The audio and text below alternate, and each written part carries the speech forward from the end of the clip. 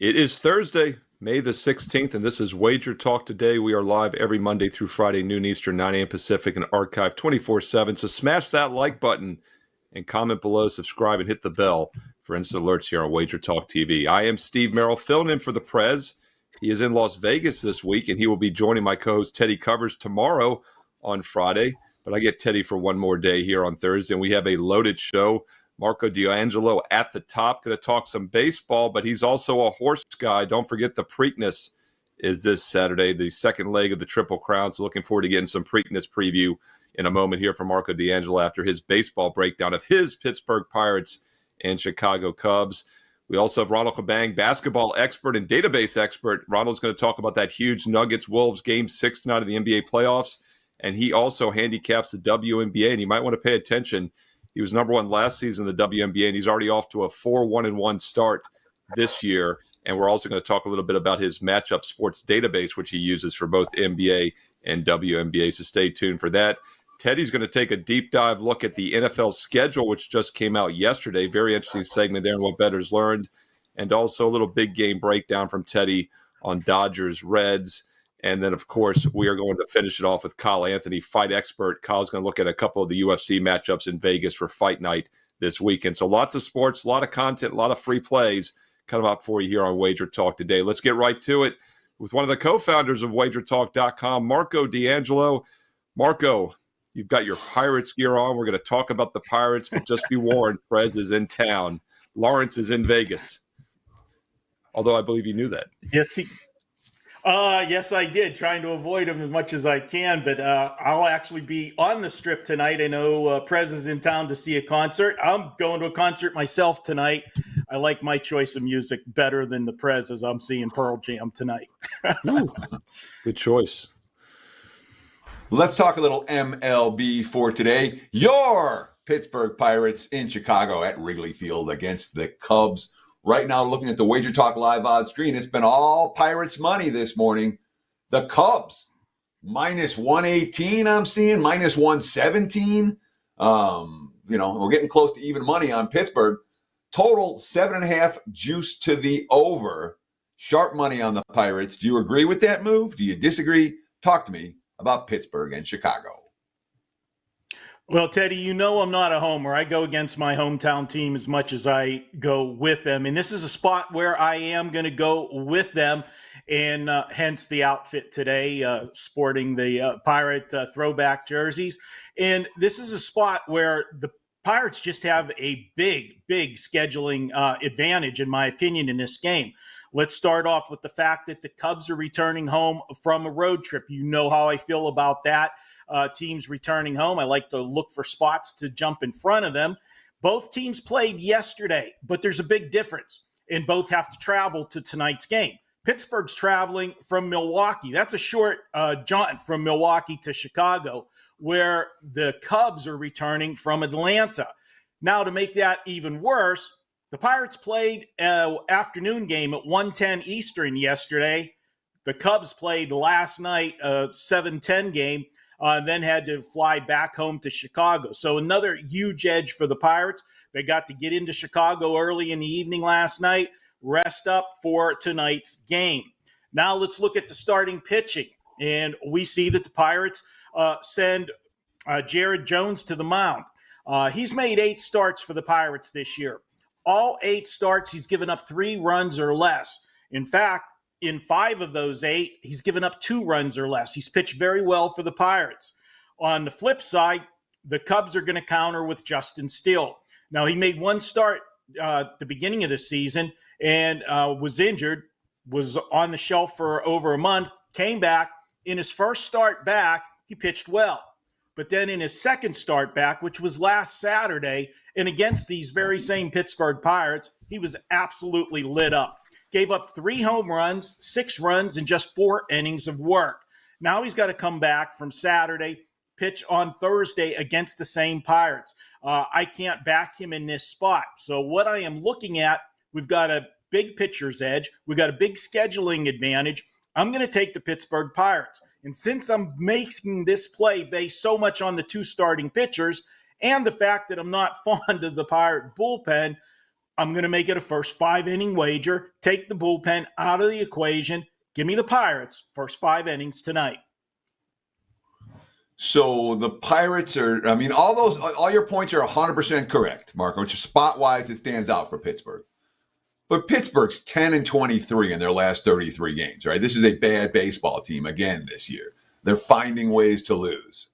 The Cubs, they're a playoff team, man. So you have a bottom feeder at a playoff team at the home of the playoff team in basically a pick-em price range. I guess my question is the price right here. If I'm taking Pittsburgh in this matchup, I want like plus 160 on the first 5, maybe plus 170. They're by far the inferior team. So talk to me about that.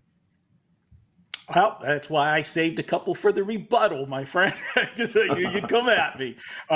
First off, go back to Justin Steele for the Cubs for a second. He's faced the Pirates 6 times in his career, 2-4, and he's not a guy that's been around the league for 10 years. He's only been around a couple years. So those are, recent stats, and the Pirates have been bad for a long time. So the Pirates have gotten to him. His ERA in those 6 starts, 6.91. His whip, 1.53. Those are not good numbers. Also, the Pirates, you're correct. They are bad. They're a dismal 10-19 against right-handers this year, Teddy. But guess what? They have a winning record against lefties. They're 9-6. And last time I checked, unless he switches arms today, Justin Steele is a lefty. And the Pirates are 9-6 against them. So I'll go ahead and take that spot today with the Pittsburgh Pirates. That game goes at 7:40 Eastern. Small baseball card, but it's one of the nighttime games at 7:40 Eastern. Marco wearing his Willie Stargell throwback uniform. I was more of a Bill Matlock guy in the 80s, Marco. A little bit younger than you. But, yeah, I like the look there. That's the old yellow 70s jersey. Ray, Matlock, some good hitters there with the Pirates. That's right. We are family. It's definitely the 70s. Let's move on to the Preakness. We haven't talked horses this week, so I'm glad we have you on because I know you're a horse guy, a horse owner. And big scratch yesterday, right, with Afiva. One of the favorites is out, and it's a small field to start with, got even smaller. Kentucky Derby, one of the closest finishes ever. This is now the shortest race, always a smaller field before the Belmont. What are you doing with the Preakness this Saturday? Well, I've got a horse that's intriguing.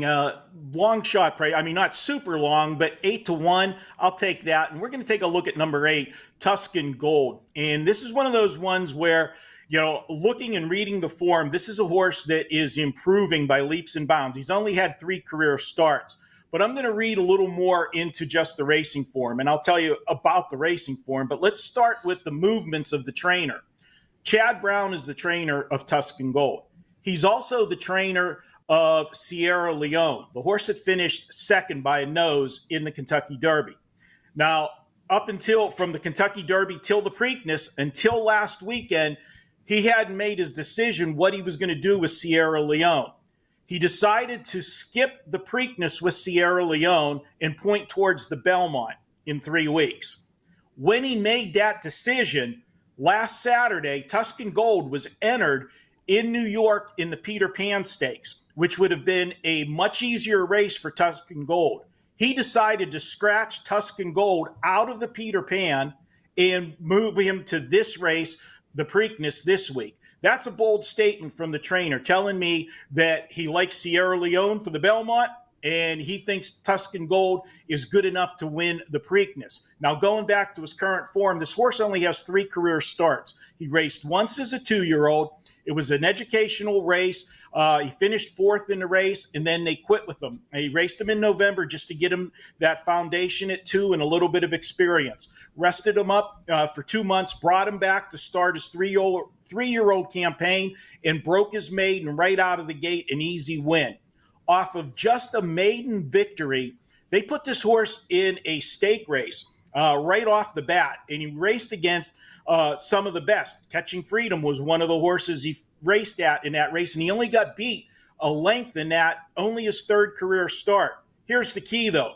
We talk about pitchers going in and out of form in baseball and teams that you see them, you look at their last so many games and you see improvement in the stats. The Beyer speed figures are one of the most sacred speed usages in horse racing. This horse, in 3 career starts, his first race was a 65 Beyer figure. Second race was an 84.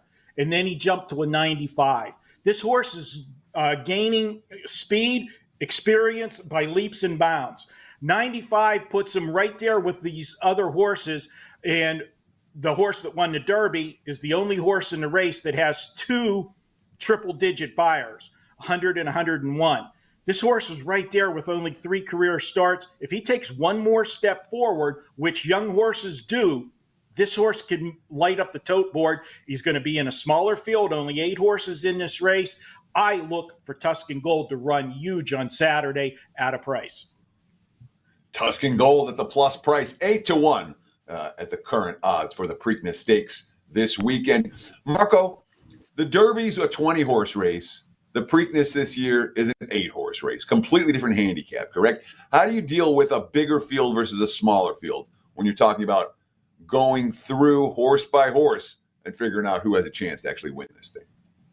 Well, it actually, when you have a smaller field, it's going to make it easier for horses that are deep closers, because we talk about so much in the Derby, you got to deal with the 20-horse field. You got traffic problems, things that can happen at the start of the race, getting banged with 20 horses trying to get down to the rail. So it's a more honest race. Now, the only problem is the Preakness Pimlico is a speed favoring track. If you let a horse get out on the lead and nobody contests him early, sometimes it's tough to run down the horse on the front end. And that's what happened last year with Bob Baffert's horse, National Treasure. They left him alone on the front end, and he went modest fractions, and then nobody was able to catch him in the stretch. But what I like about Tuscan Gold is he does have gate speed. He can sit just off the pace. He won't be too far back if it is a slower pace. Whereas the other horse in this race that I think is going to get a lot of attention is the horse that finished 4th in the Kentucky Derby, Catching Freedom. That's a horse that had to deal with a ton of traffic in the Kentucky Derby. Now he's only got 8 horses to navigate through. That's going to be the horse that I think is going to get over bet on Saturday. He's got a big shot Catching Freedom. And then, of course, don't forget Mystic Dan, the horse that won the Derby. If it rains on Saturday, Teddy, Mystic Dan, that helps his cause even more, because this horse ran his best race of his career, speed figure-wise, in the mud. And the forecast right now is rain on Saturday. Yeah, I was just going to mention that, Marco, 60% up in Pimlico, but I know here in Virginia, about 3 hours south, we have a washout this Saturday. We're definitely getting rain here, so I would say more likely than not they're getting rain as well. Yet another reason to get Marco's deep dive analysis on Derby Day, or Derby Day Preakness Day on Saturday. And Marco, you do have a special all-inclusive for this Saturday. Normally it's $39 for a one-day, but you have a $10 discount. Tell us about it. Yeah, everybody that's watching today's show, I've got a coupon code for you. If you want to join me on Saturday, you'll get all my horse selections on Saturday, along with all of our sports plays. That's baseball, basketball, and hockey. $39. Use coupon code MD10. That's MD and the number 10. You'll get $10 off at checkout. And guys, we have just been rolling since January. We're up over $13,000 for our clients in all sports combined. It's been a tremendous 2024. Take advantage of it. Let's have some fun on Saturday and make some money with the Preakness. Get your freak on Saturday. Get your Preak on with Marco D'Angelo, horse expert, horse owner. He knows his horses. And once again, that's not just the Preakness, but it's every sport he has: baseball, basketball, hockey, all inclusive with an instant $10 discount, MD10, Medical Doctor 10, Marco D'Angelo on Saturday, WagerTalk.com. All right, Teddy, we talked some baseball. We talked some Preakness. We have NBA Game 6, Wolves, Nuggets, and WNBA coming up with Ronald Cabang in a moment. UFC Fight Night in Vegas coming up with Kyle Anthony. But I always kid with you that seems whenever you and I are doing the show together, the NFL finds a way to sneak in even in the middle of May. And the schedule came out yesterday. I know you're a huge NFL over-under season wins capper. You do extremely well with them. And you've always said you kind of wait until you see the schedule, right? And now it's go time. Absolutely. I mean, the NFL schedule got released yesterday, and I'll tell you what, that release matters a lot. That, to me, is the start of the prep, the real start of the prep, because now we can really dive into the offseason. We have all the info. The schedule is out. The draft is over. The major free agents are signed. It's time to get to work. And of course, the NFL season win report, we start working right now. And as we get closer, I'm thinking probably late June, early July is what we're looking at for the NFL win report release this year. But as we get closer, as I start breaking this stuff down, we'll talk about exactly what date and what time that's going to be. Obviously, the long-term track record has been tremendous with the NFL season wins, and looking forward to another big year. Strength of schedule is a huge factor in my offseason NFL analysis. All right. Now, remember, strength of schedule, the mainstream numbers are garbage. They're going to tell you what the team's records were last year. Strength of schedule, the meaningful numbers, and I haven't fully completed this analysis yet, but I will. The meaningful numbers are based on this year's season win totals, not last year's records. But it's not just what opponents you play, it's what opponents win. Or when do you play them? Let me give you some examples. All right. Let's talk about the New York Football Jets. All right. As a team that has a pretty good break coming out of the gate. And of course, the Jets last year, the NFL's been trying to get the Jets. Last year, the Jets had the single best rest advantage in the NFL with Aaron Rodgers, and then Rodgers got hurt week 1. Well, this year, the Jets have, 6 national TV games? But look at the schedule to open. At San Fran, tough game opening night. Then they have Tennessee, New England, Denver, Minnesota. What do we got? Rookie quarterbacks are across the board there. Second-year QB in Tennessee. They have Buffalo at home, at Pittsburgh, at New England, Houston at home, at Arizona. The Jets are set up to have a monster start. The schedule is notably easy. Let's contrast that with, let's talk about the Baltimore Ravens. All right. The Ravens open. They got Kansas City, at Kansas, Vegas at home, at Dallas, then Buffalo, then Cincinnati. They got another stretch midseason where they got Cincinnati, at Pittsburgh, at the Chargers, and then the Eagles. They have a week 14 bye. That's tough. 2 brutal stretches for Baltimore. One at the beginning, one right before their bye. A late bye week. There are no breaks in between. Yeah, that's a tough slate for Baltimore, and it's tough right out of the gate. Worth noting. Let's take a look at the Chicago Bears for a moment. I picked out 4 schedules I wanted to discuss that really stood out to me. And there's more, but Chicago, rookie quarterback, trying to get his feet wet. There's some talent around him. How do they open? Tennessee, at Houston, at Indy, the Rams, Carolina, Jacksonville. That's a reasonable schedule. Washington, Arizona, New England. First 10 weeks, they have the bye week 7. The first 10 weeks are relatively easy for a team with a rookie QB trying to make some noise. So, look, the back half of the schedules, at Detroit, at San Fran, at Minnesota, over a 3-week span, and then Detroit at home. It's tough down the stretch. But Chicago really, this schedule says we're not betting the Bears under, because as they have a chance to come together, the schedule is likely to be fairly weak. So the Bears stand out in that regard. And last but not least, I want to talk about the Pittsburgh Steelers. When you're talking about a bet that makes sense, Pittsburgh not to make the playoffs stands out like a sore thumb. Just look at the back half of the campaign. Right after the bye, they travel to Washington, and then Baltimore, Cleveland, Baltimore, at Cleveland, at Cincinnati, Cleveland again, at Philly, at Baltimore again, Kansas City, and Cincy. Every one of those teams is lined as a playoff team. I think most of them are lined as 10-plus win teams. That is the toughest closeout schedule in the league. Doesn't matter how Pittsburgh starts. They ain't going to finish well. There. Some first thoughts on the NFL schedule release.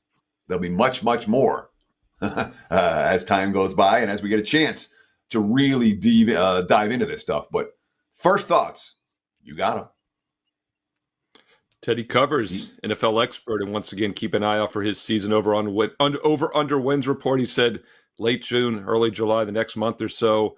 Consistent moneymaker for Teddy. Tie your money up a little bit, but it's an investment, and you get it back big time 4 or 5 months later. Ray D'Amico saying he agrees with you, Teddy, on the Bears. And a lot of the people in the chat also loving the great graphics that our producer Dan Alexander threw together there for the NFL schedule release. So some good content talking NFL mid-May. They always find a way to work their way into the discussion. I did a Sports Grid hit last night, and Joe Madden and Scott Wenzel were asking me briefly about it. I hadn't really looked at it yet, but they said, I guess Joe mentioned that the Christmas games were on Netflix, if I'm not mistaken. And I made an over-under, Teddy. When will the Super Bowl? I said the college championship football has been on ESPN for a decade now, right? The NCAA tournament's been on TBS for a few years, not even CBS. What's your over-under? I was thinking about this more last night. Over-under, people in the chat, comment below as well in the replay. Over-under when the Super Bowl is not on free network TV. I make it over-under 10 years. Which way are you going, Teddy? I'm taking over. No way, dude. Over. Because my initial reaction was the Super Bowl's under, but I about started thinking advertising about it. revenue. They want the eyeballs. The they make their money off the ads. Each year. You're not going to have to pay for it. Yeah. So well, that's a good point. Yeah, I mean, you're getting a couple million.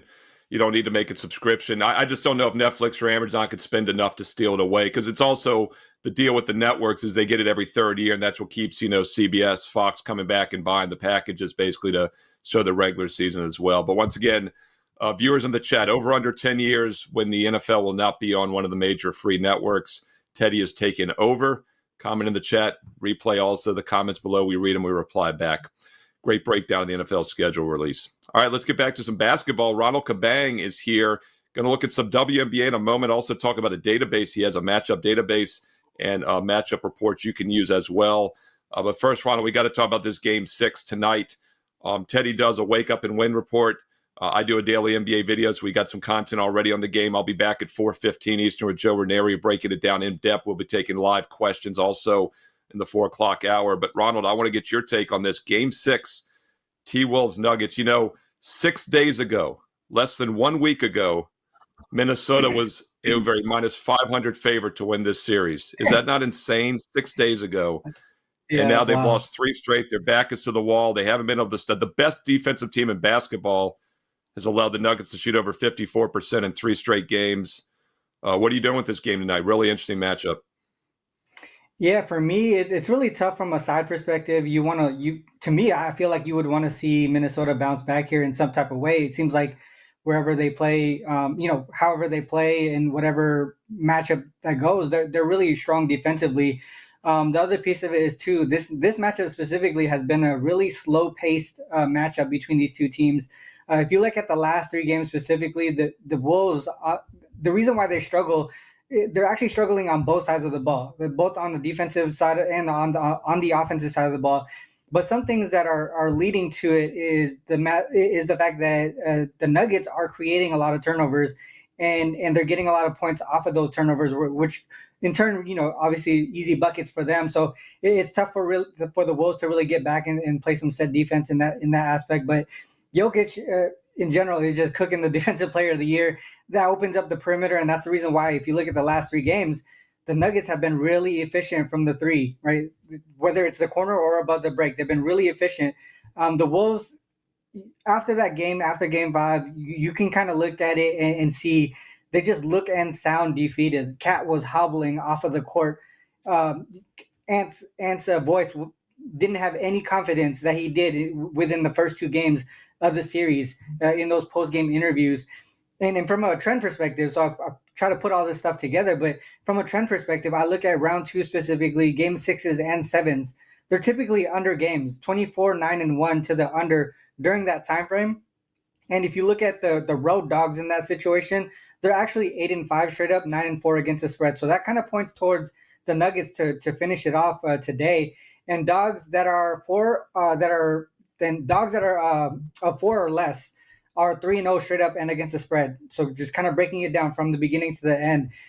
This is a spot that maybe the Nuggets take care of business tonight. Jamal Murray and Mike Conley are both questionable in this game too, which is why, I kind of waited a little bit to play this game. I saw the number go down yesterday. I think it's come back up a little bit. I eventually took something on it, and I did take the Wolves team total under. I think this is a situation where whether they win or lose, cover or not, this is gonna be a slow-paced game, and Denver is gonna continue to play solid defense against them. So it's really up to the Wolves on how are they gonna stop the Nuggets offense. Yeah, I had the under in Game 5. That was fun. Not. It looked good at halftime, but that third quarter was just a disaster where both teams 38 didn't points, miss.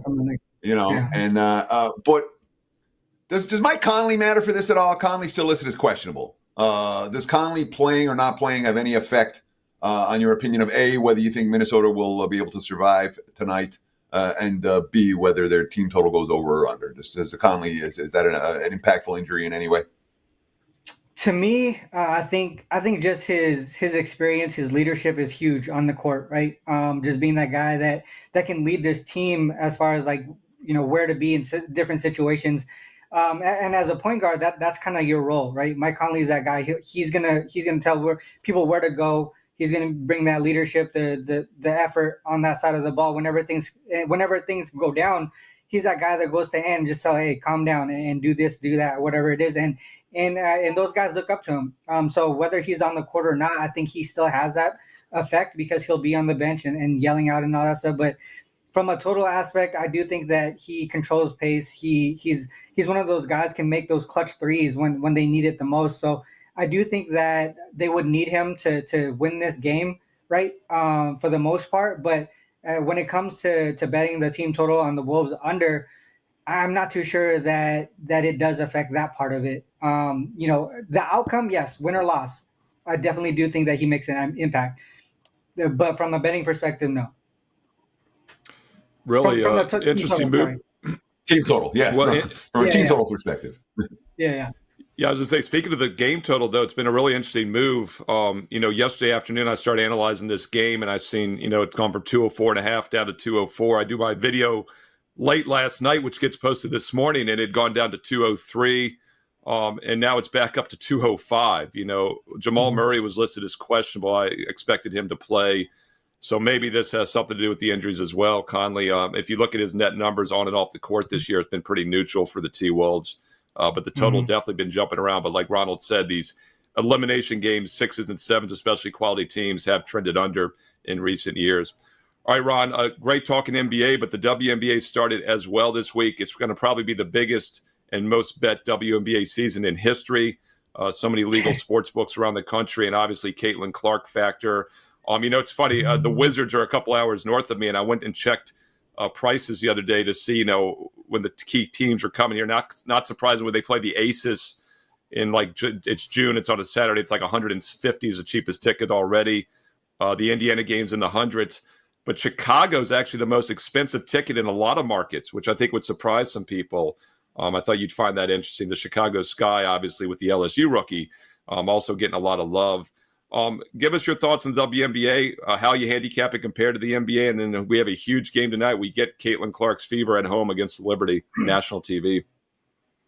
Yeah, for me, there is a transition from NBA to WNBA. They do. I mean, it's a different style of game. Obviously, it's basketball, right? But the style of play is a lot different. In the WNBA, I think you want to take advantage of size and how they can affect the paint area, right? Whether it's offense or defense, because I think as much as there is some hype behind Caitlin Clark and Sabrina's who can shoot the three ball, it's not a consistent shot that a lot of WNBA players can do, and especially from the power forward and center position. So I think paint protection and points in the paint is really important here. You also want to key in on players who can take over games, right? Breanna Stewart's, the Asias.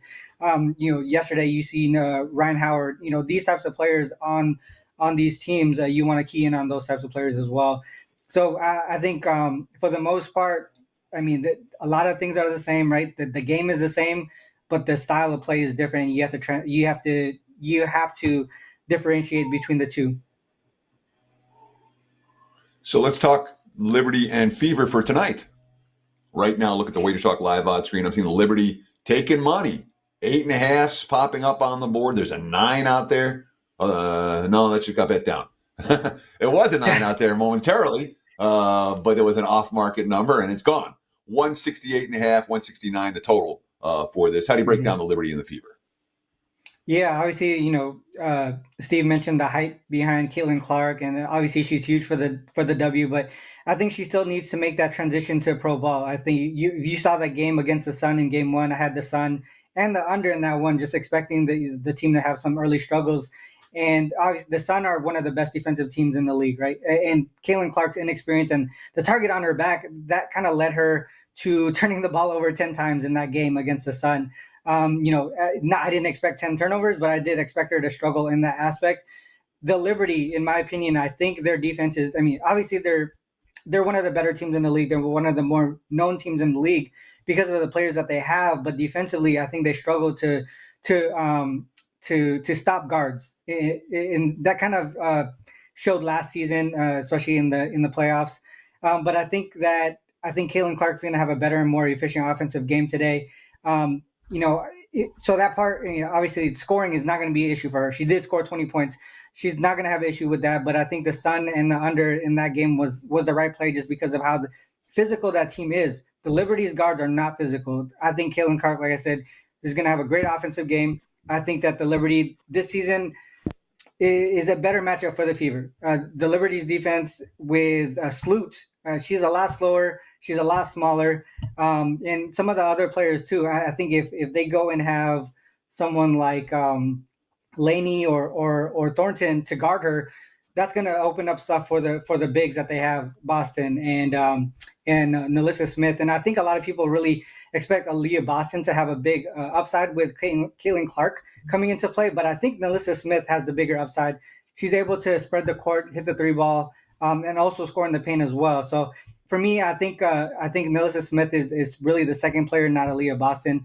And in my opinion, I think Stewie, she couldn't get in rhythm in game one against the Mystics, but I think she bounces back in a huge way here. I'm not expecting a big 40-point game or whatever, but I think she'll have a better opportunity. She only put up 9 shots in game one. I think they're going to have to turn that around, give her more opportunity there. The second unit is a problem for me with the Liberty. Maureen Johannes is not there anymore. I think their defense on the second unit is even worse. So for me, Fever's energy tonight is going to be what puts them in position to cover and get this one go over as well. Yeah, and as you're talking about this game, if you look at the WagerTalk live odds screen, it is literally lighting up side and total. It's up to -8. It was 7.5 a few minutes ago. It opened as low as 5.5. The Liberty getting some money.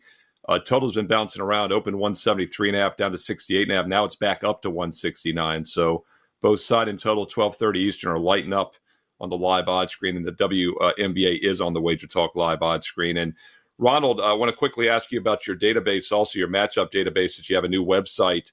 Not only does it have MLB, NBA, of course, but you also have WNBA. So if someone is looking for a way to handicap these games, the Moneyballer.com, not a bad spot to go to. Yeah, to me, it's like a handicapper's playground. You can see a lot of things there. I think most people who handicap games, you have multiple sources. You have a database. You have a lines odds page. You have stats, you have trends and all that stuff. And we kind of put that into one spot. So you can see trends, recent form, filterable season stats, situational notes based on schedule, historic matchup results, statistical interactions. So like in the MLB, you have starting pitchers' last 5 results. You have their advanced metrics, their FIP, their XFIP, all that stuff, all in one spot. So that kind of brings, before when I was handicapping games, depending on the sport, I would have 5 to 10 different pages up at one time. And now it's really just down to one. I use this every single day. This month alone, if my subscribers would know this, I've profited 11 of the last 15 days within this month alone, just using this site by itself. Like I said, it's a new site. We've only been 3 or 4 weeks up, but we continue to make it better. We listen to the handicappers, what they want to see, how they want to break down games, and we add those features. We try to do it as quick as possible, but right now we've gotten in a really good place. So like I said, the moneyballer.com, everything that you need in one spot to handicap a game, whether it's NBA, WNBA, or MLB. NFL is going to be obviously ready by the time it comes. I can't endorse Ronald yet, but I'm going to have to get an ID from him so I can start endorsing your site. But I got to use it first. It does look awesome, though. And it's a pretty good idea. And I know Teddy and I agree with the shows. It'd be fantastic as well. Ronald, what else you got going on at WagerTalk? 4-1 start, WNBA, NBA. What you got going this weekend? Yeah, NBA, WNBA, MLB, all doing really well right now. And I know there's a promo up for me right now for the WNBA specifically, since I was number one last season. Off to a strong start, like Steve said, 4-1-1 to start the WNBA season. The crazy thing is that loss and the push happened in the last possession of each one of those games. So I could technically, I was feeling really good about it. I was hoping I could be like undefeated, but obviously the season's gonna go on. We'll have these losses that happen that way, but WNBA is my thing right now, and I'm really keyed in on it. So take over that back. I think it's like the full season and then the rest of the NBA playoffs for the price of the WNBA season. Yeah, it's pretty simple. Buy the WNBA season from Ronald. You get the rest of the NBA playoffs included for free. Ronald Cabang, WagerTalk.com. All right, Teddy, we're going to look at a little baseball here in a moment before we get to the UFC Fight Night. Kyle Anthony, fight expert, is going to be on in a moment to break down 2 fights in Vegas this weekend in the UFC Fight Night. But we're going to look at Dodgers-Reds for your big game breakdown. And, Teddy, this is where we thought the Dodgers would be when the season began, right? 29-16, laying over 300. What are you doing with this game tonight? Yeah, the Dodgers, they opened $3 favorites against the Cincinnati Reds, and they've been bet up in this ball game.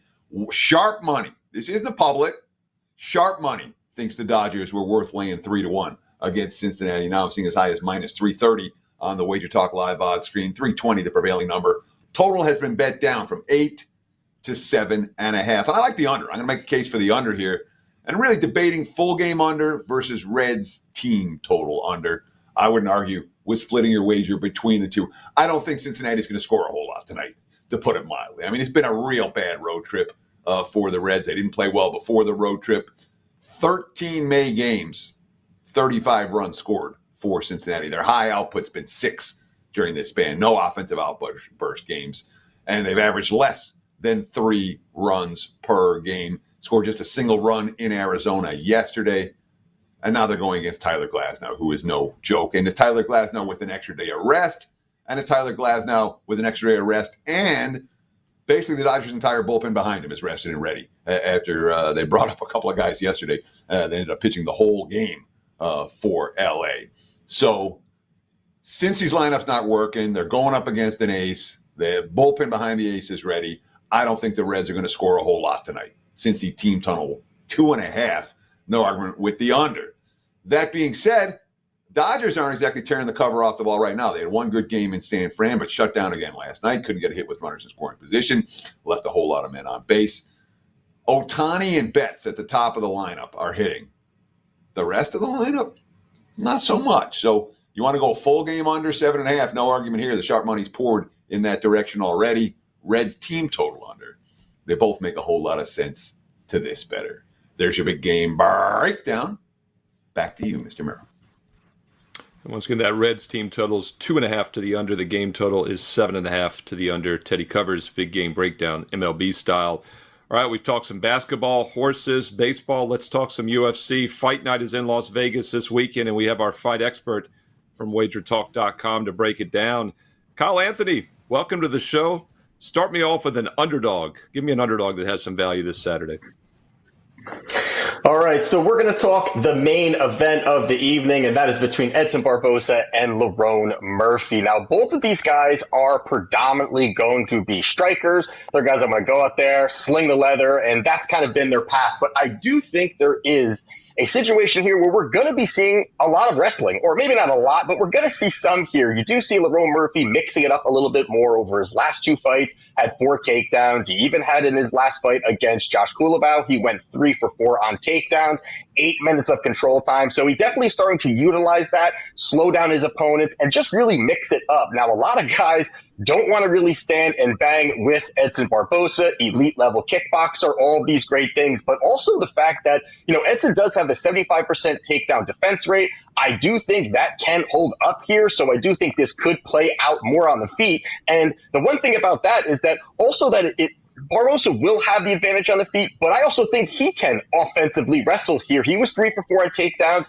in his last fight against Sadiq Youssef, and you also add in that Murphy was taken down 10 times in his last 3 fights. So there is some type of vulnerability there, and Barboza could mix that up. Now, the other part here is on the feet, and I absolutely give the advantage to Edson Barboza. I know it's the aging guy here. I know that there's that whole storyline being the older guy and all these things, but I think that is his absolutely has the advantage. We're talking about a kickboxing arsenal, his foot, his movement, his distance management. I mean, all these things really kind of go towards him, where the big issue for me on, the Murphy side is really going to be he just has low volume at times. He can be a guy that's very risk adverse, that's going to work at range and then come back into striking range and then work back out and work back in. And at times that can work for him. But I think a guy like Barboza, who can look to level change in certain spots here, a guy that can throw great strikes standing and mix it up a little bit more than I think than Murphy can. And then also, lastly, you look at the strength of schedule here, and I think it's always something worth looking at. And Barboza,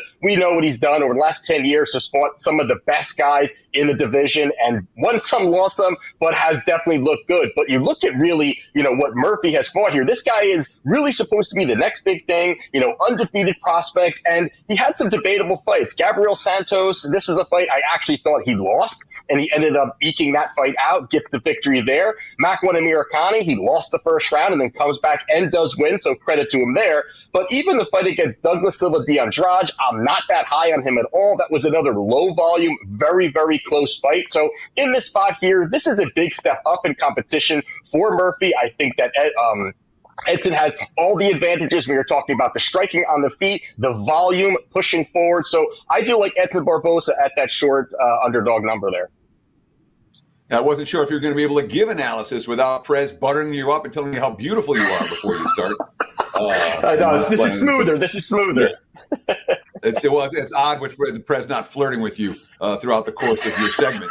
That being said, you talked about making the case for the live dog here. Why is he a dog? You made 15 cases that this guy's the better fighter. What is it about Murphy that's attracted the betting attention that makes him the favorite? I really do think it's an age thing. There's definitely an age gap here. And, you've got the sexy 13-0 number. You've got the guy that's, looks like the UFC may be trying to push a little bit, all those things. But I just don't see it either. For me, I think it's really a big, when you're talking about just advantages, is really on the Barboza side. So for me, I do think that the public likes, the undefeated guys. You definitely see that throughout where, undefeated, people like to put money on them. And I think that's kind of why this line's moving. But I think a lot of the advantages really do go with Barboza here. It's Kyle Anthony voted the best looking man at WagerTalk.com by the Prez. It was a one-man vote, but we'll leave it. One-man vote. You're in a safe space this week. It's Prez free zone. Kyle is safe. He's safe. He's in a safe space. All right, Kyle, you gave us a small dog there. There's another fight that has a very competitive price. Williams and Harris should be one of the more even matchups as well. What are you doing in that one? Yeah, so we've got Khaos Williams. He's around minus 125 on the comeback there. You've got Carlston Harris. He's plus 105. Now, you've got Khaos. He's a guy that's going to come forward. He is aggressive, very explosive overall. On the other side, you've got Carlston Harris, who's really going to look to grapple. And that, to me, is his win condition here, is going to be looking to grapple, looking for takedowns, looking to use his jiu-jitsu, top control, threaten submissions. That's going to be his game here. You see what he did recently. Jeremiah Wells goes out there, wins the first 2 rounds, and even with that and the momentum going in that fight, Harris finds the submission, gets that in there, and then even fight prior to that against Jared Gooden, even there he had 5 takedowns, got control time, and got the victory. But the issue for me on the Harris side is the physicality. I think that there's going to be a big issue here when you're looking at just the strength and the physicality of Khaos Williams. He has a solid takedown defense. I think that his movement is going to be a problem. The takedown defense is going to be there, create space, find opportunities to counter. And you have Harrison, who has a 29% takedown success rate, not very good, when I really do believe in this particular spot, that's going to be really where his win equity is going to be. And also just Harris, not only does he lack the ability, but I just think he doesn't set up these takedowns very well. He doesn't disguise them. He doesn't put shots in front of them to really look to level change. So I do think that can be a problem here. But if this fight does play out on the feet, I really give a massive advantage here to Khaos Williams. I think he can create that space, land the bigger shots. He's the better striker overall. He throws really good low kicks, chops at the leg very well. I think that overall, Harris looks like a fish out of water when he's on the feet, very sloppy, throwing combinations out of position, and I really don't think many of those things work out well for him. And then also, you got it in that, Williams has a high volume. He really puts out a good volume, really throws a lot of strikes. If you look at even just, average-wise, Khaos averages 6 strikes landed per minute, while you have Harris averaging a little under 3 strikes landed per minute. So I think that this is a spot where Khaos Williams can defend the takedowns, land the more damaging shots, even possibly find a finish here on the feet. I think that's going to be there with the lackluster defense that Harris does have. So I do like Khaos Williams minus 125. I think is a good number here to get the job done. Expect chaos in the undercard on UFC Fight Night, Saturday night here in Las Vegas. Khaos Williams minus 125 is a fight that Kyle Anthony is looking at very, very closely. Kyle, you're plus 44 units in 2024. You profited 12 out of the last 14 MMA events. You got a 25% ROI during that span. Clearly, you've delivered the goods for the clients of late. Tell us about what you have going this weekend. Yeah, so this weekend, we cashed a 4% last weekend. Right now, we're on an 11-2 run on 4% plays and has looked really good. Have a 4% play up this weekend as well. As always, I normally look for about 4 or 5 positions to place my money on. So feeling good about it. Have 2 spots here, and we're going to make this, we're going to keep this streak going. It's Kyle Anthony, fight expert, MMA, UFC expert, WagerTalk.com. And Kyle also posts a ton of free UFC plays, so check out his page every week for a free play as well. Speaking of free plays, every capper puts them up. I've got a free baseball play for tonight. Check out my page, Steve Merrill, WagerTalk.com. Teddy's also got best bets and free plays every day on his page as well. Once again, his Wake Up and Win report is up for this morning. And don't forget my NBA breakdown for T-Wolves Nuggets, full depth analysis, about a 12-minute video is here as well. So hit subscribe and hit that bell for instant alerts. A lot of free play videos for baseball today as well. Comment below on the YouTube replay. We read the comments, we reply back. And quick, thumbs up, like, half a second. Do it. Thumbs up, like goes a long way to keeping the content free and plentiful here on Wager Talk TV. Teddy, I enjoyed being with you on Tuesday, Wednesday, and Thursday. Andy Lang will be joining me tomorrow and Friday to finish out the week. You have a great time with the Prez at the Spear, seeing the dead. I'm looking forward to hearing a recap next week when you guys are back on Monday. So safe travels to the Strip. Safe travels with the Prez. Enjoy the show and take us home. Yeah, I get to do something fun. I never do anything fun. So hopefully we'll have a little fun tomorrow because I spent a whole lot of time sitting at this very desk working on sports. So this is the time of year that if you're going to look, no problem. I'm going to go out and enjoy myself tomorrow. That being said, I'll be back on Monday. Wager Talk Today will be back tomorrow. Steve Merrill and Andy Lang. Thanks so much for watching. Enjoy the games and best of luck with all your bets. Cheers.